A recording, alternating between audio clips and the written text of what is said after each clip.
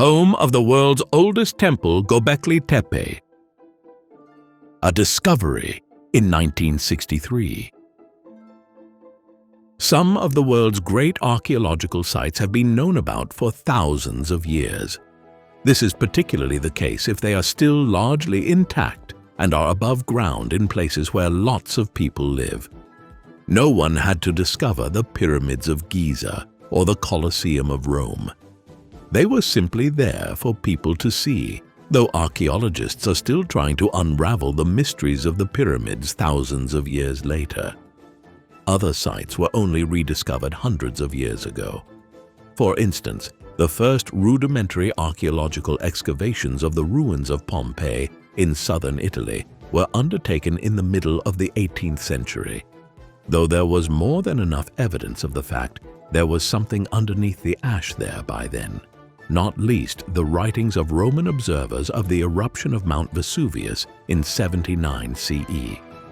A great many archaeological sites in Egypt, Iraq, and the other early centers of civilization were uncovered in the 19th and early 20th centuries. But some major archaeological discoveries have only been made in recent decades. Such is the case with Gobekli Tepe in southeastern Turkey, a site which has fundamentally altered our understanding of the development of Neolithic society in the Fertile Crescent and Southwest Asia. It wasn't until 1963 that this site was identified during a survey conducted jointly by archaeologists from Istanbul University and the University of Chicago. Gobekli Tepe lies in southeastern Turkey, not far north of the border with Syria, and just to the east of the city of Sanliurfa, in the midst of the elevated region stretching from the Taurus Mountains eastwards to the Armenian highlands. The name transliterates from Turkish Azpotbeli Hill and indicates that this is a raised site, or tell, a word used to describe ancient hill sites. This initial survey in 1963 revealed that there was a considerable ancient site here, one with a large number of stones emanating out of the ground. However, the surveyors mistook some of these stones as being quite small grave markers and didn't realize that if they had dug down, they would have discovered that they were enormous megaliths, huge rocks that had been positioned into place as part of what is now understood to have been the world's oldest temple. It would be another 30 years before systematic excavation of Gobekli Tepe was undertaken. Further excavations. Our understanding of Gobekli Tepe is based to a huge extent on the groundbreaking work commenced in 1994 by a team led by a German archaeologist named Klaus Schmidt. Schmidt had been engaged in archaeological work on Neolithic sites elsewhere in the vicinity of southern Turkey, and, being familiar with the survey report on Gobekli Tepe from 1963, decided to undertake further examinations of the site in the hope of finding something. In 1995, he began systematic excavations and soon uncovered an enormous T-shaped megalith. This was the first of many such pillars of stone, which would be uncovered here. What Schmidt and his colleagues discovered was remarkable. These megaliths are often up to 5 or so meters high, roughly 16 feet. Though the average height of the stones is closer to 12 and 13 feet. What was more, it soon became apparent that they had been lifted into place by whoever had inhabited Gobekli Tepe as far back as the early 9th millennium BCE, more than 10,500 years ago. To put this in context, this makes Gobekli Tepe as a megalithic site more than twice as old as Stonehenge in England, while it also means that the megaliths at Gobekli Tepe were being put into place not long after the end of the last ice age and around the same time that the so-called First Agricultural Revolution was just beginning in most places. Clearly, Schmidt had found something which was utterly unique and would possibly rewrite the history of the Neolithic world. He would spend the rest of his life conducting excavations here, down to his untimely death from a heart attack in 2014. Just 4 years later, Gobekli Tepe was acknowledged as a UNESCO World Heritage Site. Excavations continue there to the present day, and the site is still revealing many of its secrets. However, the general story of Gobekli Tepe now seems fairly clear. So who built this Neolithic structure nearly 11,000 years ago, and what was life like here? First settlement. First off, let's situate the site itself. The wider region in southeastern Turkey is at the very heart of the Fertile Crescent, a crescent-shaped stretch of territory running from Egypt northeastwards into the Levant and then onwards to the Syrian desert, parts of Turkey and the Armenian highlands, before swinging southeastwards down into the valleys of the Euphrates and Tigris rivers in Iraq towards modern-day Iran. When the ice receded after the last ice age, this expanse of territory was coated in a rich layer of alluvial soil that was extremely fertile and conducive towards the development of agriculture.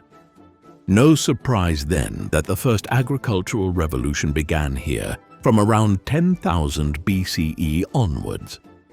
Over time, the first settled villages and towns would appear, though this generally took thousands of years. And it was not until around 3,500 BCE that advanced cultures with writing systems and the like emerged in Egypt and Mesopotamia. This being said, over the last half a century, a much more complex picture of Neolithic or New Stone Age culture in the Near East has emerged, one which shows that sophisticated societies existed here thousands of years before writing and other cultural achievements were developed. Even so, what Schmidt and his colleagues discovered at Gobekli Tepe was remarkable. The archaeological evidence indicates that Neolithic settlers first began to become sedentary and lived permanently at Gobekli Tepe from around 9,500 BCE. These were still hunter-gatherers, though they were also engaged in agriculture, allowing them to live in the same location while also getting much of their sustenance from hunting and gathering. They were constructing round, oval-shaped houses at Gobekli Tepe, though they were not as yet building any complex structures like those which incorporated the enormous stone megaliths. The world's oldest temple. This first initial period of settlement gave way after several hundred years to a more complex era in the early 9th millennium BCE. By then, the people who had first settled at Gobekli Tepe and their descendants had been living here for 400 or 500 years. It was at this juncture, with long-established ties to the region, that the inhabitants embarked on a remarkable project. From 1995 onwards, Schmidt and his team began revealing dozens of megaliths, giant stones, which were assembled and carved in a way which clearly seems to indicate that this is the oldest temple for which evidence has been found anywhere in the world. The archaeological work here has revealed over 40 such pillars, many of them standing up to nearly 16 feet high in places and carved in elaborate ways. However, it is widely believed that there are over 200 such pillars in all. These are arranged in concentric circles emanating outwards from a central pit or assembly place where it is understood religious ceremonies of some kind were performed by the inhabitants of Gobekli Tepe nearly 11,000 years ago. At the very center of the pit in the middle of the site were two enormous megaliths with topped pillars which were the focal point of the entire site. Around them, the concentric circles were joined using walls of brick and smaller rock formations, along with a Neolithic version of concrete, so that this was more like an enclosed building rather than an open collection of megaliths such as Stonehenge. The carvings on the megaliths are what one might expect from a Neolithic culture, featuring reliefs of many different animals like boars, foxes, bulls, and scorpions, some of which were animals that the semi-sedentary, half-farmers, half-hunter-gatherers that lived here still hunted for their sustenance. Other carvings depict humans in different ways. Everything here points towards a site of immense religious significance, one which was not built by 1 or 2 generations, but which was the work of several hundred years by the inhabitants of Gobekli Tepe.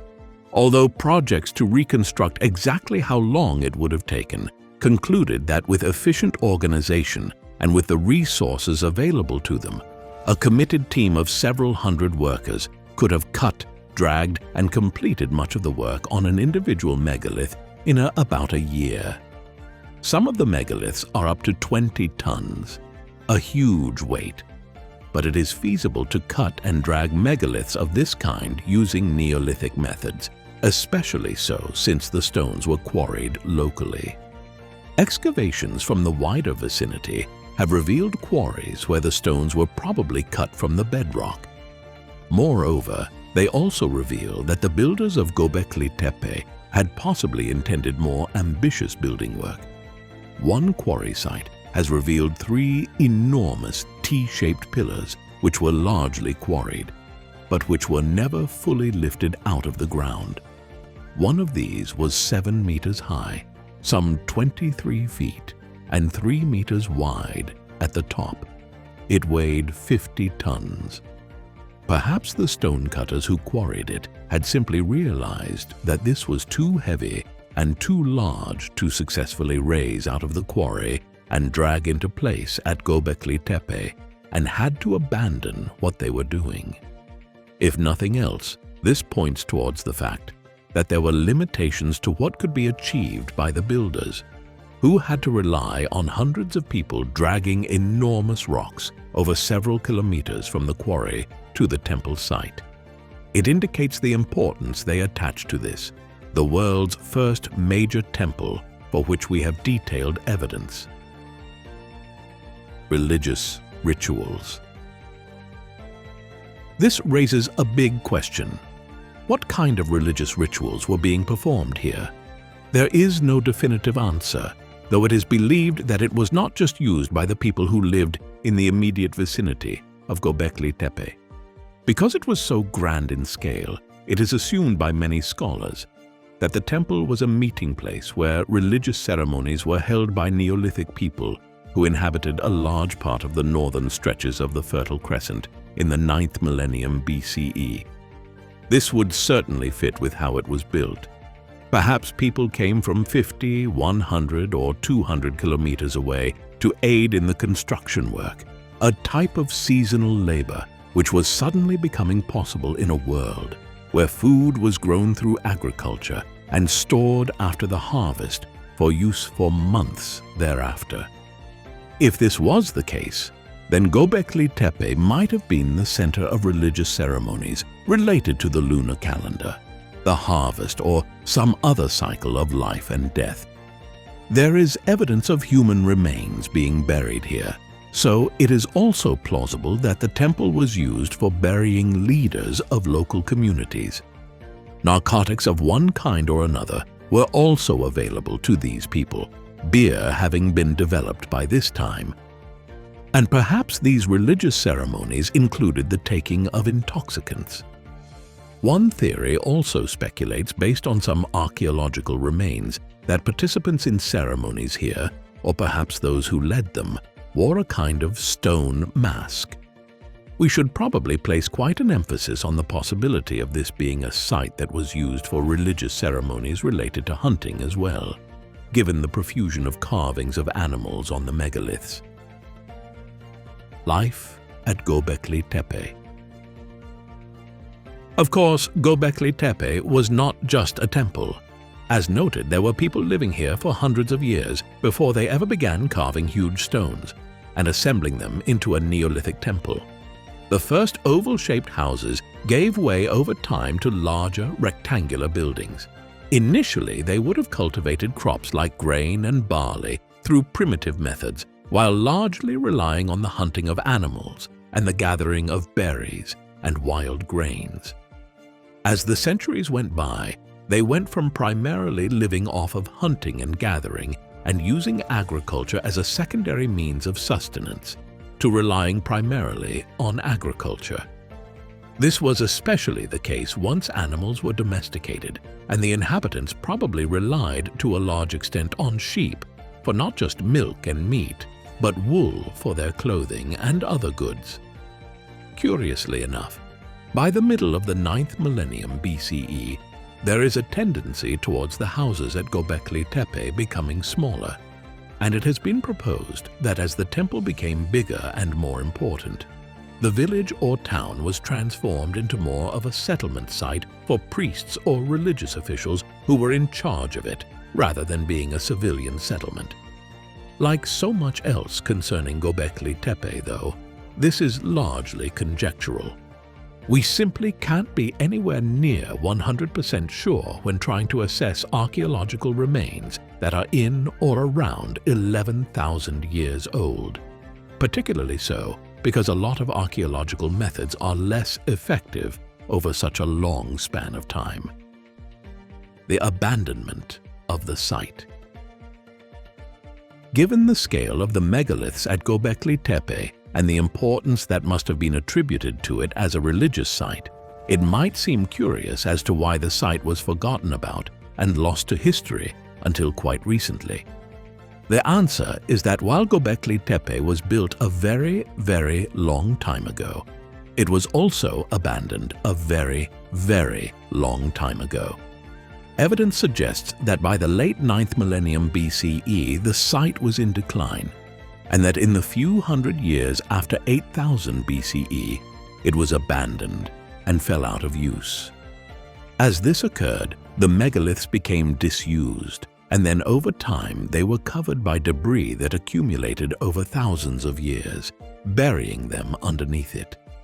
A range of theories have been put forward as to why a culture that had clearly invested so much time and energy into building this temple site over a long span of time would simply abandon it. One suggests that climactic changes led to the movement of people away from the site, perhaps further west to parts of southern Turkey along the coast of the Mediterranean Sea or southeastwards into Mesopotamia and the fertile agricultural land along the course of the Tigris and Euphrates rivers. Others propose that as the people of the Fertile Crescent began to rely to an ever greater extent on agriculture rather than hunting that Gobekli Tepe, if indeed it was a site designed for religious rituals around hunting, declined in importance. This has led some analysts to view Gobekli Tepe as the manifestation of a complex Neolithic hunter-gatherer society, reaching its full potential as the first agricultural revolution began, a revolution which simultaneously led to a flourishing of this hunter-gatherer society, but which also ultimately destroyed it as new agricultural societies emerged in the millennia that followed. If you enjoyed this video, hit the like button. Subscribe to the channel to show your support and watch more content like this. Let us know your thoughts in the comments. That's it for now. We'll see you in the next one.